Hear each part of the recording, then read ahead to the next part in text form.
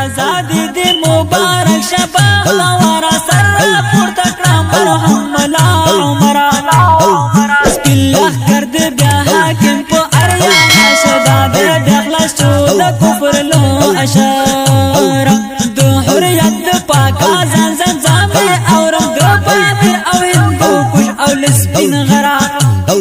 خدایا د زلید کوم ظالم خدار نکړه د سپین آزاد سپینا کفتار عالم جن خدای دې ما کمه غمونه اید امن او د سول پیغمبر اید امن